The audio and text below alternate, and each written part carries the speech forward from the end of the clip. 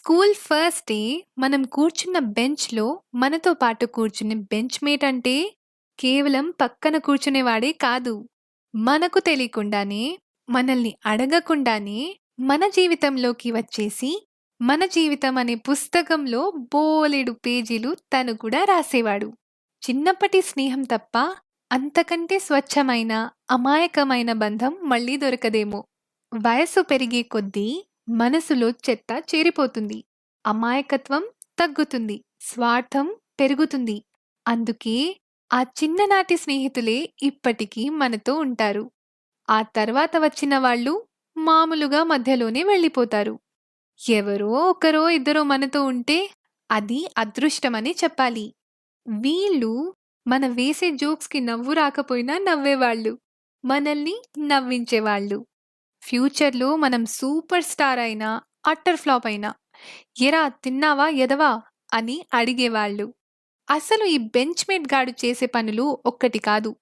"ఇక్కడి వరకు నీదిరా, దీని తర్వాత నాదిరా" అని డివిజన్ లైన్ వేసి, వెంటనే అది చెరిపేసే మనసు.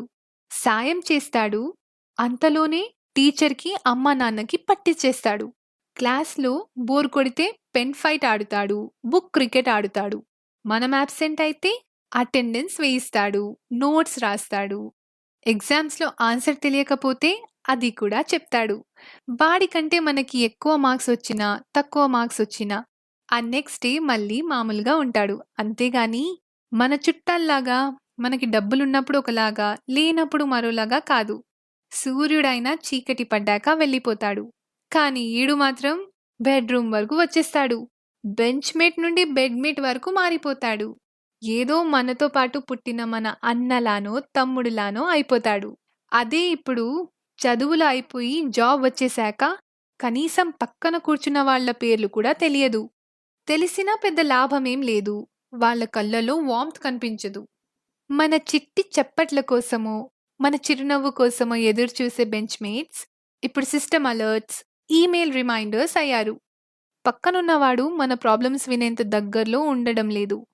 మనం వేసుకున్న బార్డర్‌లతో పక్కనోడితో మనసు విప్పి ఏదైనా చెప్పాలన్నా భయమే. అంతెందుకు హాయిగా నవ్వాలన్నా ఆలోచనే. ఎవరు జడ్జ్ చేస్తారా అని. స్నేహితులంతా సోషల్ మీడియాలో ఉండిపోయేసరికి స్నేహం ఒంటరిగా ఉండిపోయింది. అసలు మనము మన చిన్ననాటి స్నేహితులతో, మన బెంచ్ మేట్‌తో మాట్లాడి ఎన్ని రోజులైంది? ఒక్కసారి పలకరిస్తే పోతుంది కదా! వాడితో గొంతు కలిపి 4 మాటలు మాట్లాడితే సగం స్ట్రెస్ గాల్లో హుష్ కాకి. మరెందుకు లేట్? నేను నా బెంచ్ మేట్‌కి కాల్ చేస్తా. మీరు మీ ఫ్రెండ్స్‌కి చేయండి. అప్పటి వరకు ఏం చేయాలో తెలుసుగా? మన ఒంటిపూట బడులు పాడ్‌కాస్ట్ వింటూ హాయిగా మీ చిన్ననాటి జ్ఞాపకాలు గుర్తు తెచ్చుకోండి. ఉంటా మరి.